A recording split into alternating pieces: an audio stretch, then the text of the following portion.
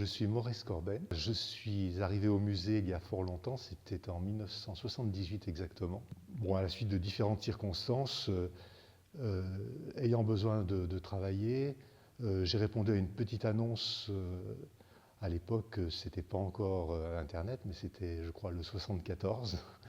Une annonce du musée d'Annecy, de la ville d'Annecy plus exactement à l'époque, qui cherchait donc un gardien pour le musée Château. On recrutait également un dessinateur ou une dessinatrice. Et en fait, j'ai postulé pour les deux. Sauf que le conservateur de l'époque, Jean-Pierre Courrèmes, cherchait à monter ici au musée un service éducatif. J'ai un peu saisi la balle au vol, c'est-à-dire que j'ai dit oui, effectivement, ça m'intéresserait beaucoup de travailler dans ce domaine-là et d'essayer de faire quelque chose pour le public scolaire. Et du coup, j'ai été gardien pendant 1 an et demi, tout en préparant les premières animations pour le public scolaire. Et le conservateur de l'époque m'avait dit que si tout se passait bien, si c'était probant, il essayerait, avec la ville d'Annecy, de transformer ce poste de gardien en poste d'animateur. Et c'est effectivement ce qui s'est produit. Donc j'ai commencé à faire des animations dites scolaires dès 1978, je pense. Et donc je préparais de petits ateliers, même aussi des visites commentées des expositions temporaires, des visites commentées des expositions permanentes également, pour ce public scolaire. Le centre Georges Pompidou était ouvert depuis pas très longtemps, je crois qu'il a été inauguré en 1977, et je crois que c'était Daniel Di Girodi, avait monté un atelier des enfants donc au centre Georges Pompidou. Et donc j'ai demandé à pouvoir visiter cet atelier et y passer quelques temps. Donc j'ai pu faire un stage là-bas. Par la suite, il y a eu également, toujours au centre Georges Pompidou, un atelier qui a été monté autour du cinéma d'animation. Et comme ce domaine-là m'intéressait déjà, j'ai pu aussi faire une semaine d'initiation au cinéma d'animation au centre Georges Pompidou. Par ailleurs, il y avait aussi à Paris le musée en herbe, qui était spécifiquement consacré à la médiation culturelle pour les jeunes enfants. Puisque par ailleurs, j'ai commencé aussi à faire de petites expositions toujours destinées au public scolaire. Et là, j'ai pu faire une formation dans ce domaine-là. Je me souviens d'un stage qui s'appelait Monter et montrer une exposition. Voilà. Donc j'ai pu accéder comme ça à un certain nombre de formations. J'ai adhéré également à l'époque à l'association Peuple et Culture à Annecy. Et grâce à Peuple et Culture, j'ai aussi fait un voyage d'études en Italie. Et avec d'autres collègues, d'autres musées de la région Rhône-Alpes, nous avons aussi organisé un séjour au Canada, financé dans le cadre d'une opération qui était destinée à la jeunesse. C'était l'Office franco-québécois pour la jeunesse qui donnait des financements pour ce genre de choses. Le Québec était très en avance, le Canada en général, mais le Québec également, était très en avance dans le domaine des musées. Il y avait des expérimentations tout à fait extraordinaires, et notamment, je me souviens du montage de centres d'interprétation qui étaient organisés un petit peu partout, dans des lieux quelquefois très modestes, restaurés, et qui permettaient, par exemple, de découvrir comment on fabriquait le sucre d'érable, par exemple, le sirop d'érable plus exactement. La formation donc, que j'ai pu suivre au cours de ces premières années au musée a été en partie réalisée grâce à Peuple et Culture. Donc, je me souviens notamment de ce voyage d'études en Italie où nous avons visité tous les musées de Turin, par exemple, et notre but était non seulement de les visiter, mais après d'en faire la critique. Et donc, en compagnie de Christian Carrier, donc on visitait ces expositions. On s'arrêtait devant chaque œuvre et on en discutait et on essayait de voir comment l'interpréter, etc. Et ensuite, on essayait de voir comment on aurait pu améliorer l'exposition, etc. Enfin bref, c'était très enrichissant tout ça. Donc à peu près au bout d'1 an et demi de gardiennage, tout en assurant donc, les premières animations scolaires, j'ai été entièrement affecté à un service animation, qu'on appelait encore service scolaire. Bref. Et je me suis attaché surtout à développer des ateliers qui étaient en lien essentiellement avec les expositions temporaires, mais pas seulement, et aussi en lien bien sûr avec les expositions permanentes, puisque Quand je suis arrivé au musée, le musée était encore en plein déploiement dans les salles nouvellement restaurées du château, puisque il avait été mis en caisse, ce musée, alors qu'il était à l'hôtel de ville, hein, pour libérer cet espace là-bas. Donc c'est d'abord Jean-Pierre Laurent qui avait commencé à déployer les premières collections ici. Jean-Pierre Courenne a pris la suite. Quand je suis arrivé, il était en train de déployer les collections, l'ethnographie régionale, on appelait ça comme ça. C'était au premier étage du logis Nemours. Ensuite, ça s'est poursuivi avec le deuxième étage du logis Nemours, c'était donc la géologie, l'histoire naturelle. Et donc, j'étais chargé à chaque fois d'organiser des animations et des ateliers en lien avec tout ça. J'avais commencé par l'archéologie, puisque l'archéologie était déjà bien installée au musée, au rez-de-chaussée justement de ce logis Nemours. Alors ces ateliers donc, dans le domaine de la préhistoire, enfin de l'archéologie, en fait, à chaque fois pratiquement, hein, pas systématiquement, mais très souvent, on invitait un archéologue ou une archéologue. Alors, ce n'était pas seulement évidemment autour de l'archéologie. Hein. Je me souviens par exemple aussi d'une exposition sur le mobilier traditionnel des Alpes, où là, j'avais organisé un atelier où il s'agissait de sculpter, pour les enfants, hein, des rosaces sur des petites planches de bois, pas n'importe quel bois en plus. On s'était débrouillé pour trouver ce qu'on appelle le pin sambro. C'est un bois très particulier puisque c'est un arbre, le pin sambro, qui ne pousse pas au-dessous de 1700 mètres d'altitude et qui était utilisé dans les hautes vallées de montagne, notamment par exemple à Bessan, où tout le mobilier là-bas était fait avec ce bois-là. Donc évidemment, il fallait être très réaliste, hein, donc on s'était débrouillé pour avoir du pin sambro qu'on faisait découper en petites planchettes, et chaque élève, avec un opinel, figurez-vous, pouvait creuser sa rosace. Par rapport à l'architecture du musée, du château plus précisément, on avait aussi organisé un atelier où il s'agissait de construire un arc plein cintre ou un arc brisé à partir de blocs. Alors évidemment, on ne pouvait pas utiliser la pierre précisément pour ça, mais on utilisait des blocs de béton cellulaire qui imitaient très bien visuellement, qui avaient l'avantage d'être beaucoup moins lourds, mais on faisait ça grandeur nature, avec des cintres en bois qui avaient été fabriqués par l'atelier du musée, et donc on montait ça avec des outils de levage, des chèvres, etc., exactement comme on pouvait le faire au Moyen-Âge. Et évidemment, le moment le plus important, c'était le moment où on pouvait enlever le cintre et constater que grâce à la clé de voûte, tout tenait parfaitement bien. Toutes ces animations scolaires qui nécessitaient généralement un peu de matériel et un peu de préparation étaient grandement facilitées par le fait qu'il y avait un atelier technique au musée Château qui était vraiment bien organisé, performant. Et il y avait différents corps de métiers aussi. Hein. Dès que je suis arrivé ici au musée, il y avait des métiers même assez incroyables. Au rez-de-chaussée, par exemple, du vieux logis, il y avait une imprimerie. L'imprimerie donc, qui fonctionnait vraiment bien avec l'offset, hein, c'était vraiment du sérieux, bon, qui ne fonctionnait pas que pour le musée, hein, mais qui était en fait à l'usage de la ville d'Annecy un peu, mais surtout de Annecy Action Culturelle, donc l'association culturelle d'Annecy, et dont le musée pouvait profiter aussi pour faire différentes choses. Hein. C'était vraiment les affiches notamment. Hein. Alors l'atelier lui-même, c'était aussi de la menuiserie, bien entendu, je crois que ça existe toujours. Hein. Il y avait un ébéniste aussi qui était là quand je suis arrivé. Il y avait bien sûr aussi des électriciens.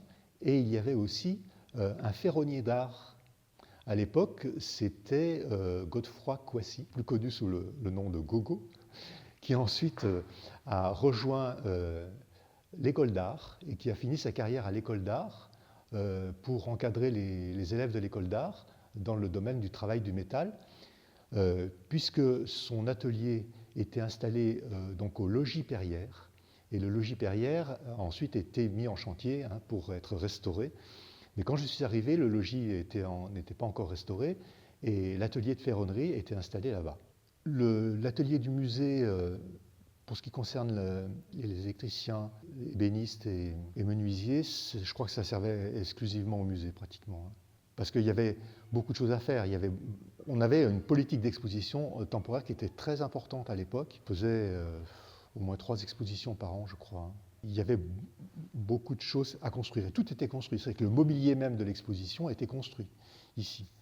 Une partie de ce personnel aussi pouvait servir à une politique d'exposition itinérante. Donc au-delà de mon implication dans l'animation scolaire ici au musée, évidemment l'essentiel de mon temps a été consacré au cinéma d'animation. Et ça finalement relativement tôt. Bon, d'abord j'avais découvert ce domaine-là déjà quand j'étais, je pense, en 4e ou 3e, donc au collège.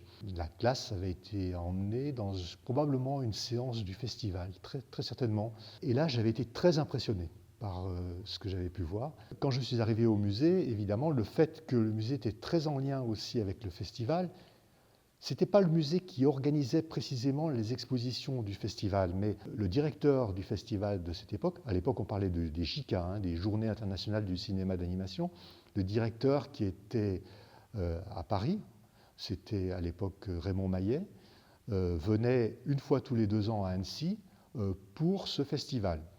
Et il proposait à chaque fois une exposition en lien avec ce festival. Et le musée était le lieu qui accueillait cette exposition. La mettait en place, il fabriquait aussi les éléments qui étaient nécessaires pour cette exposition. Il n'empêche que chaque édition du festival, il y avait une exposition autour du cinéma d'animation. Je suis arrivé en 1978, ce n'était pas une année de festival, mais l'année suivante, oui.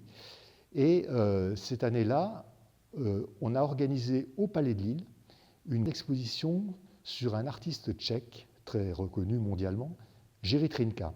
C'est donc le grand marionnettiste tchèque qui a fait des films tout à fait extraordinaires, des longs métrages, beaucoup de longs métrages d'animation, mais aussi beaucoup de courts métrages.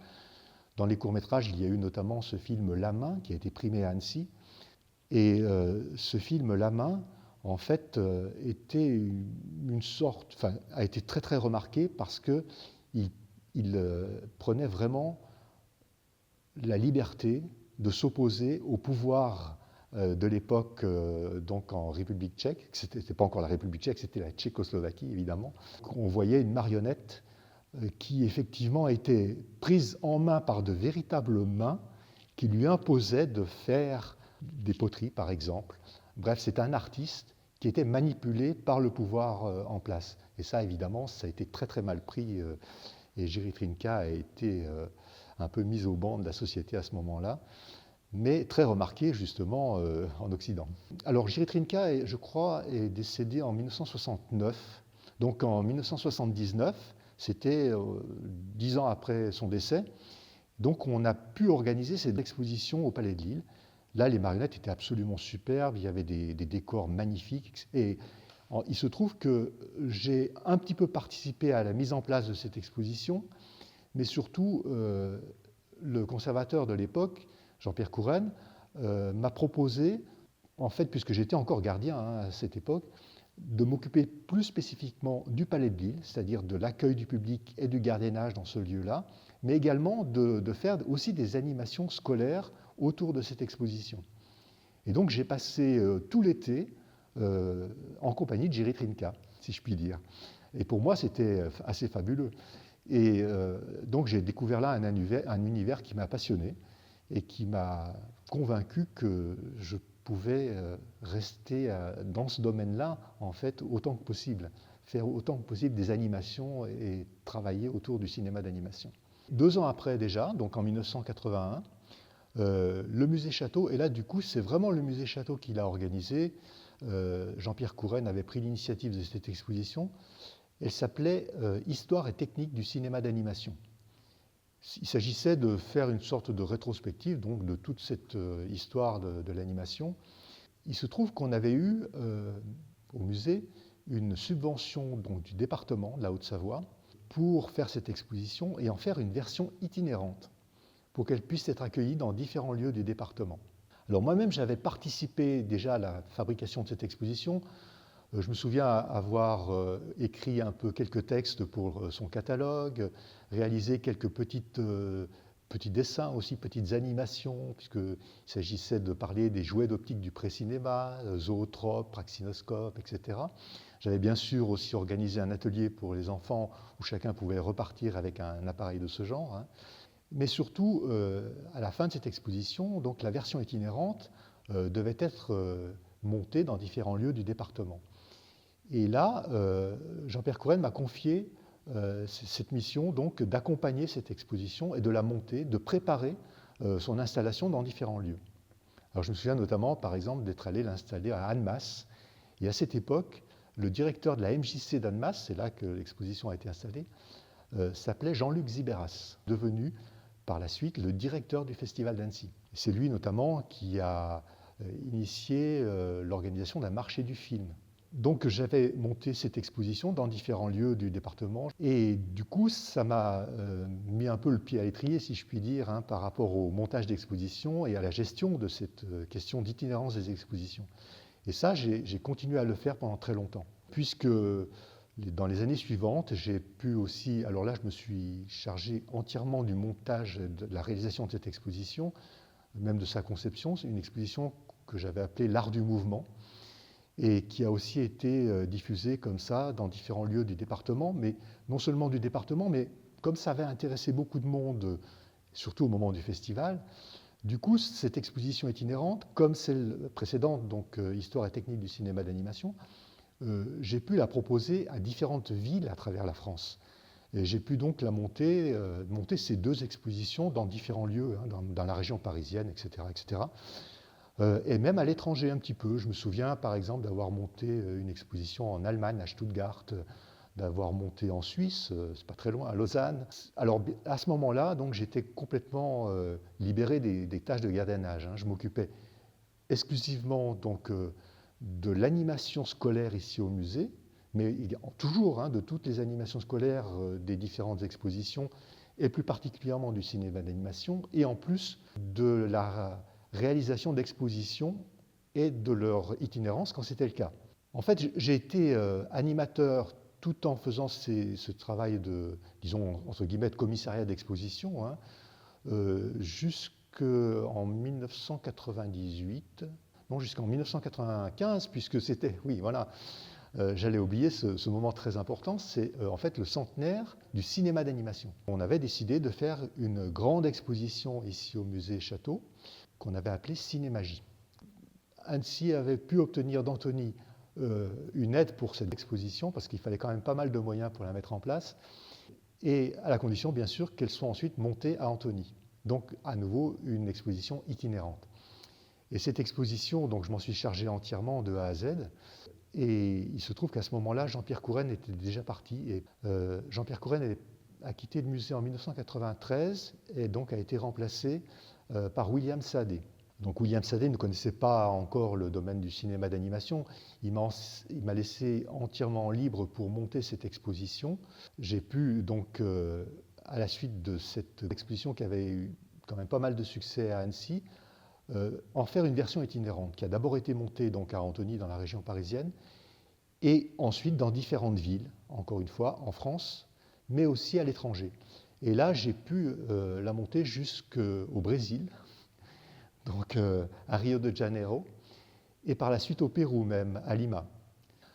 Il était possible à cette époque encore de faire circuler ces expositions d'une manière relativement simple, y compris à l'étranger, comme vous avez pu le voir avec le Brésil ou le Pérou, tout simplement parce que les objets de la collection de cinéma d'animation dont je m'occupais, il faudrait aussi que je parle un petit peu de cette collection justement, n'était pas encore une collection Musée de France. Elle est devenue par la suite. Et du coup, ce qui a aussi bloqué complètement l'itinérance de ces expositions, c'est le fait qu'elles soient devenues, entre guillemets, trésor national. C'est comme ça qu'on parle d'objets qui sont entrés officiellement dans les collections nationales. Et du coup, évidemment, on peut toujours bien sûr prêter des œuvres, hein, mais c'est beaucoup plus lourd, beaucoup plus complexe, et il n'aurait pas été question, évidemment, pas été possible de faire circuler ces expositions aussi simplement auparavant. Quand j'ai commencé à m'intéresser au cinéma d'animation ici au musée, il y avait déjà une collection qui était conservée dans une petite salle du musée, en annexe des réserves du musée. Et en fait, ces objets était là avec un statut assez mal défini, puisque à l'origine, tous ces objets avaient été, disons, acquis ou déposés ici au musée dans la perspective de créer un musée du cinéma d'animation, puisque dès l'origine, dès 1960, les organisateurs du festival étaient venus ici à Annecy avec l'idée de créer un musée du cinéma d'animation. Ce qui était quelque chose qui a été tout à fait acté par la ville d'Annecy. Simplement, l'idée, c'était de le faire au musée d'Annecy, au musée Château, pardon, donc que ce soit l'une des sections finalement du musée. Sauf qu'à cette époque, la priorité était de justement développer les caisses, sortir des caisses ce qui avait été mis en caisse au musée de l'Hôtel de Ville. Et du coup, il fallait un petit peu temporiser. Un peu plus tard, en 1965, il y a eu un projet de conservatoire international du cinéma d'animation qui a été fait et qui devait prendre place au logis Perrière, logis et tour Perrière. Simplement, la tour et le logis Perrière n'étaient pas encore restaurés. Donc le projet englobait, bien entendu, la restauration de la tour et du logis. Mais tout ça, qui était bien parti à l'origine, puisqu'on avait réussi à obtenir les financements, il y avait l'aide de l'État qui était assurée, etc. Ça a pris du temps et finalement, ça s'est dilué et les financements n'étaient plus là. Enfin bref, du coup, le projet a été abandonné pour autre chose. Mais il y avait toujours cette collection donc, dans ces locaux. La collection, en fait, avait été essentiellement constituée par l'association qui organisait le festival, c'est-à-dire les JICA. Je dirais plus précisément, parce que les JICA, c'était l'association annécienne, mais c'était plus précisément l'AFCA, l'Association française du cinéma d'animation, qui était basée à Paris, dont le directeur était Raymond Mariet, en même temps directeur donc, du Festival d'Annecy. Et c'est lui qui arrivait à convaincre les réalisateurs, les studios, de laisser des documents de leurs films pour qu'ils puissent constituer le noyau qui servirait ensuite à ce fameux musée du cinéma d'animation. Simplement, il y a eu une vraie brouille entre Annecy et le festival en 1981, et qui fait que donc, le directeur du festival, Raymond Mariet, a été remercié, a été remplacé d'ailleurs par Jean-Luc Xiberas, dont je parlais tout à l'heure, qui était jusque-là directeur de la MJC d'Annemasse. Et du coup, les collections sont restées là, mais avec un statut un peu bancal. Raymond Mariet réclamant le retour des collections auprès de tous ceux qui avaient fait des dépôts, ou bien alors dans ces locaux parisiens. Le conservateur de l'époque, Jean-Pierre Courenne, n'a pas accepté ce retour, ou alors a demandé des preuves, comme quoi il y avait bien eu ces dépôts, et dans ce cas, on pourrait effectivement les restituer à la demande de ceux qui avaient fait ces dépôts. C'est en 1998 qu'on a commencé à avoir l'idée qu'on pouvait faire un grand musée du cinéma d'animation au Haras d'Annecy, déjà en 1998, oui. Parce que la ville d'Annecy, à ce moment-là, avait déjà le projet de créer un grand centre équestre en dehors donc des haras, puisque les haras, à ce moment-là, servaient uniquement au club hippique qui s'appelait la Cravache, donc qui utilisait seulement une partie de ce vaste ensemble, hein. Et donc, la ville d'Annecy voulait créer donc un centre à l'extérieur, de façon à libérer complètement ces locaux et engager une négociation avec l'État, puisque c'est l'État qui était propriétaire donc du site des haras, et faire l'acquisition de ce site. Et à ce moment-là, en gros, je dirais que nous avons sauté sur l'occasion de faire une sorte de préfiguration de ce qu'aurait pu être un musée du cinéma d'animation sur ce site des haras.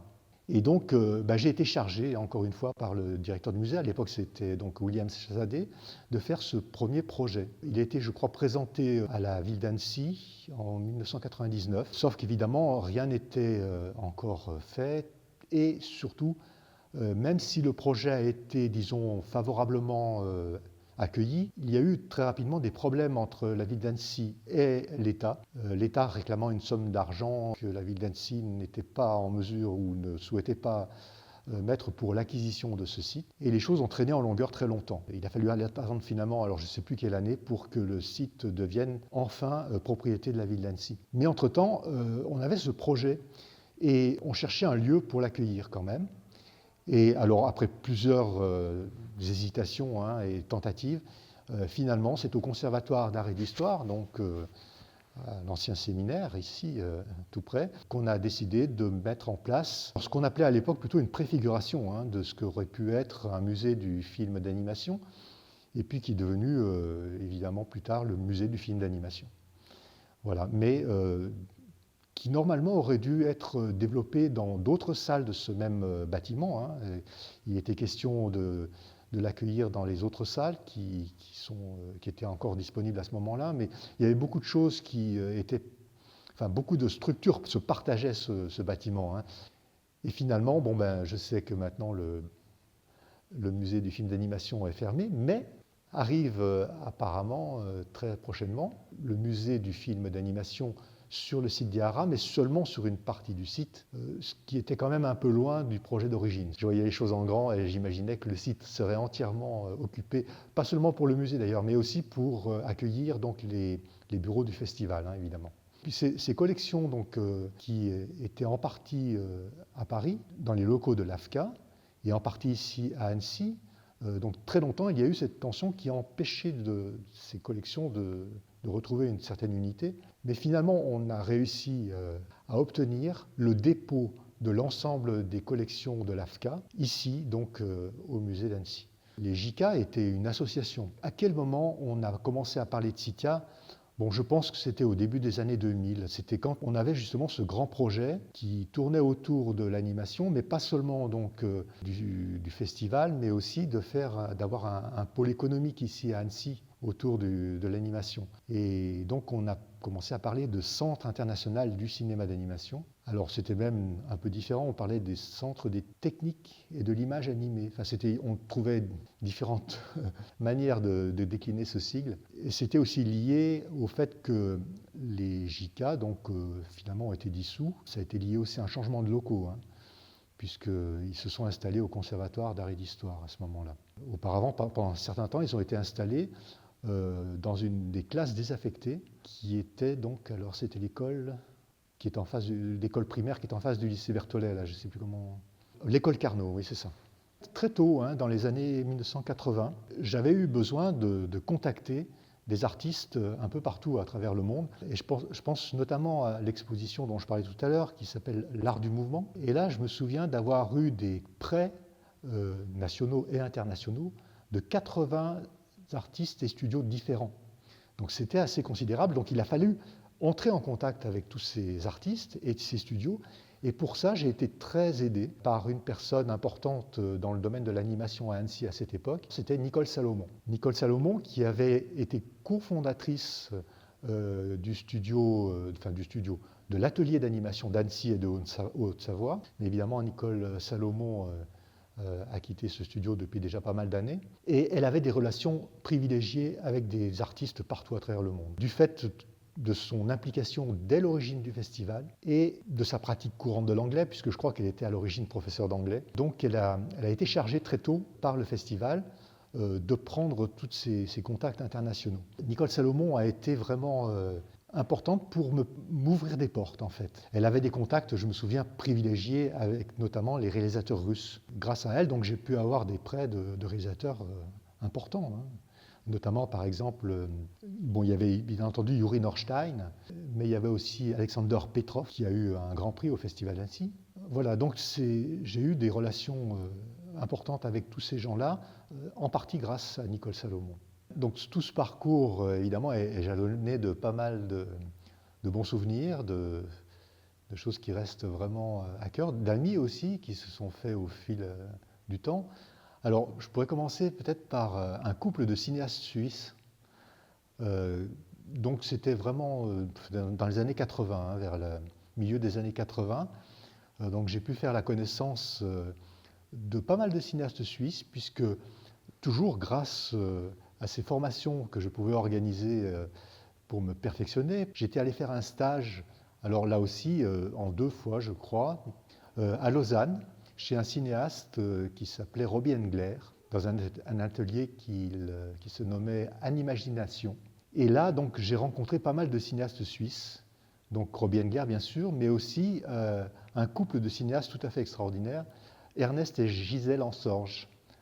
Ernest Ensorge, que tout le monde appelle Nag, qui avait d'ailleurs monté Nag Film. Et ils étaient mondialement connus pour leurs films en sable, en animation de poudre, en fait, de sable essentiellement. Gisèle était l'animatrice et Nag était, disons, le caméraman, le technicien, celui qui s'occupait de toute la partie réalisation des films. Donc j'ai pu collaborer avec eux, ils nous ont souvent prêté des documents pour des expositions. C'était d'ailleurs pas facile avec les œuvres en sable, puisque en général, quand le film est fini, le sable retourne dans une petite boîte et c'est fini. Gisèle Ensorge faisait bien sûr ses films, mais elle avait aussi une production artistique personnelle très intéressante et de gravure notamment. Et je lui avais demandé s'il n'était pas envisageable de fixer des images de sable pour pouvoir être montrées en exposition. Et elle avait fait des essais et avait réussi à trouver une solution pour faire des images de sable. Donc non seulement on a pu en montrer en exposition, mais en plus, elle a continué à faire des œuvres plastiques en utilisant cette technique-là. Donc c'était vraiment intéressant. Bon, ensuite, évidemment, il y a plein d'autres artistes.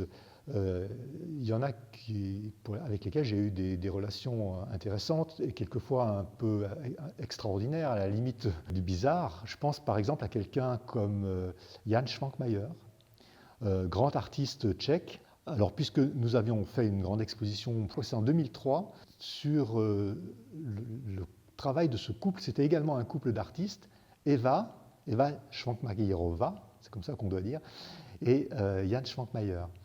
Donc lui est vraiment un artiste de renommée internationale qui a fait une quantité de longs métrages, mais aussi des courts métrages d'animation qui ont été primés un peu partout à travers le monde. Il ne travaillait pas tout seul, hein, il avait une équipe. Sa notoriété internationale faisait qu'il avait quand même pas mal de moyens finalement pour faire ses films.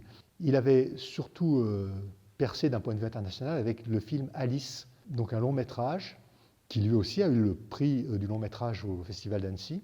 Et donc ce film, basé sur, évidemment, Alice au Pays des Merveilles, mais revisité par Švankmajer, c'est un film assez incroyable. Hein.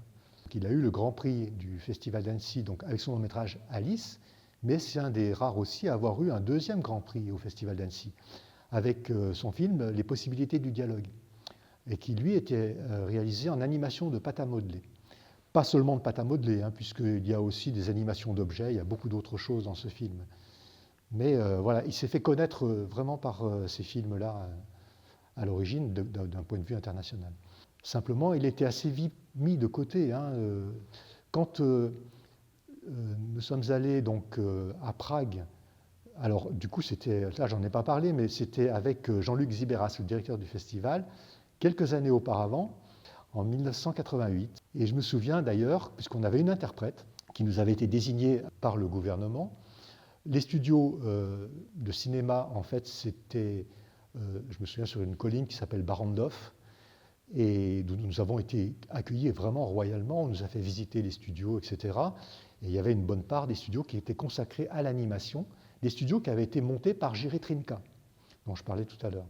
Donc on nous avait proposé une interprète, évidemment c'était très pratique pour nous. Et bon, on a eu l'occasion d'aller boire une bière dans un bistrot, etc. Et elle nous parlait doucement, elle nous disait « Attention, parce que les gens, vous voyez, qui sont là derrière, sont là pour nous écouter ». Et donc, il y avait vraiment cette ambiance-là. Alors, à ce moment-là, donc, c'était avant la chute du mur de Berlin, l'année d'avant, nous avons pu visiter ces studios, nous avons pu rencontrer certains artistes aussi, pas les couples Švankmajer, parce qu'ils étaient écartés vraiment, parce qu'ils avaient déjà fait des films qui avaient été censurés. Donc pour préparer cette exposition et son catalogue, j'ai eu l'occasion donc d'aller à Prague. Il était installé dans différents endroits. Il avait son propre atelier dans la banlieue de Prague.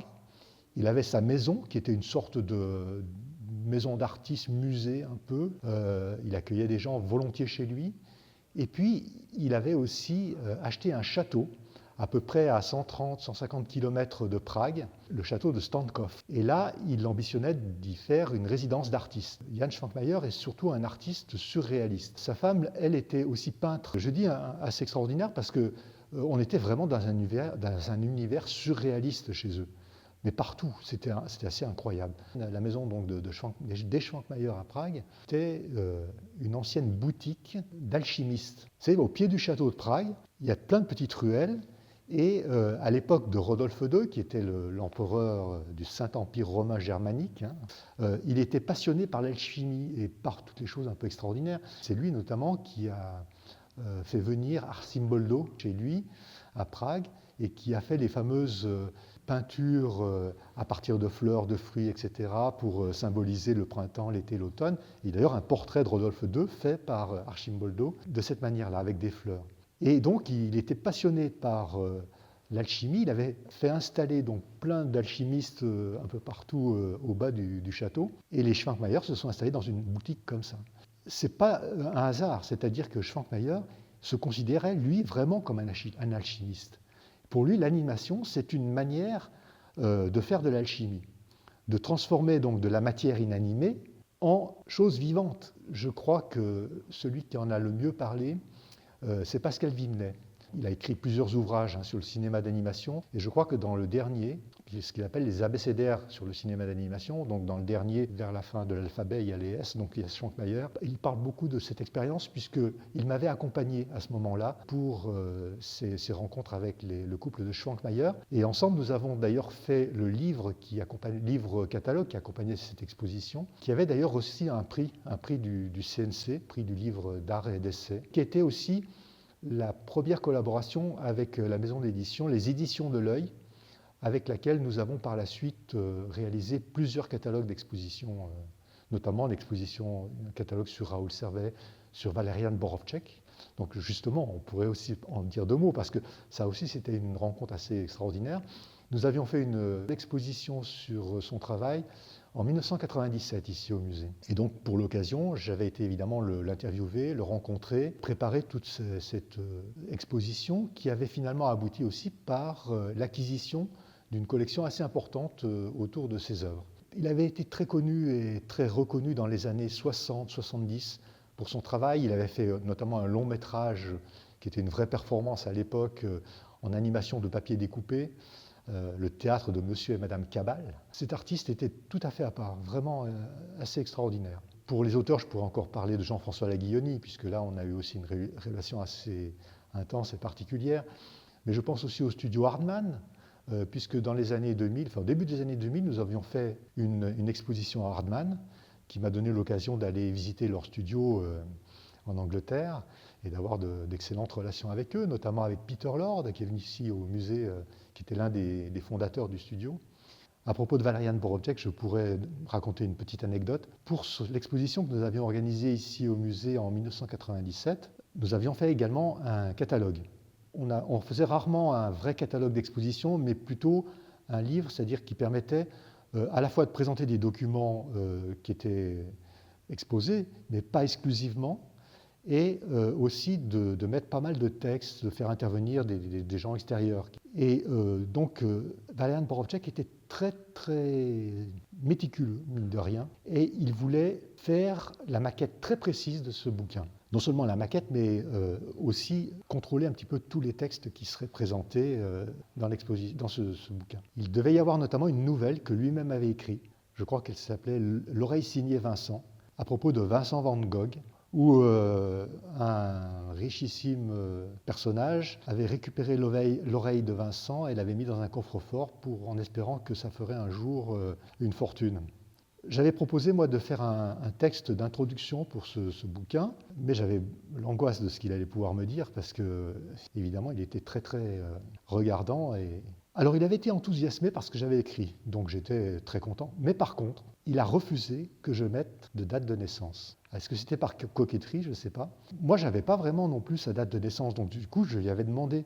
Et il ne voulait absolument pas me donner sa date de naissance. Alors, je dis, mais c'est quand même très délicat, parce que dans un bouquin comme ça, où on présente votre œuvre, il faudrait au moins quand même donner des points de repère au public, au lecteur. Et il m'avait dit, il vous suffit de mettre « né dans la première moitié du XXe siècle ».